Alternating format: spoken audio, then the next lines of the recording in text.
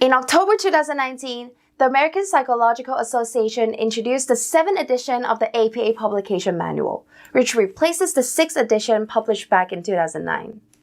In this video, we'll go over the 17 most notable changes on citing sources, formatting paper, and writing inclusively and bias-free. Hi, I'm Jessica from Scribbr, here to help you achieve your academic goals. Let's start with the most notable changes in citing sources. Number 1. The publisher location is no longer included in the reference. The publisher, in this example Simon & Schuster, is placed right after the book title, without including the city and state New York. Number 2. The in-text citation for works with 3 or more authors is now shortened right from the first citation using et al. In the 6th edition, sources with 3, 4, or 5 authors were given in full the first time the source was mentioned. Number 3. You should include surnames and initials for up to 20 authors in the reference list. In the 6th edition, it was up to 7. Number 4. The label DOI: is no longer necessary. DOIs are now formatted as URLs. Number 5. You no longer need to write retrieve from in front of the URL, unless a retrieval date is needed. You now also include the website name, unless it's the same as the author. Number 6. For ebooks, the format, platform, or device, for example, Kindle, is no longer included in the reference. Number 7. Clear guidelines are provided for including contributors other than authors and editors. For example, if you want to cite this video, make sure to include Scribbr as the author. Number 8. Dozens of examples are included for online source types such as podcast episodes, YouTube videos, and social media posts. The 7th edition of the APA Publication Manual includes guidelines on inclusive and bias-free language for topics such as gender, age, disability, racial and ethnic identity, and sexual orientation. Number 9. The singular they or their is endorsed as a gender-neutral pronoun. Instead of saying he or she, you're encouraged to say they. Number 10.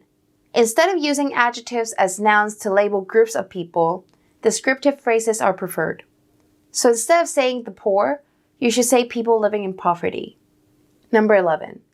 Instead of broad categories, you should use exact age ranges that are more relevant and specific. So use people in the age range of 65 to 75 years old instead of over 65. The APA also provided different paper format guidelines for professional and student papers. You can find a sample paper for both types in the manual. Some of the format changes include: Number 12. Increased flexibility regarding fonts. Options include Calibri 11, Arial 11, Lucida Sans Unicode 10, Times New Roman 12, and Georgia 11. Number 13. The running head on the title page no longer includes the word running head. It now contains only a page number and the paper title. Number 14.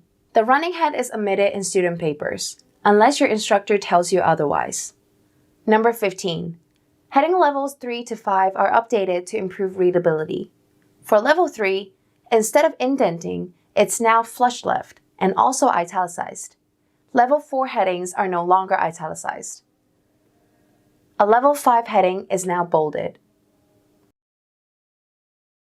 In terms of style, not much has changed, but there are 2 changes you should know about.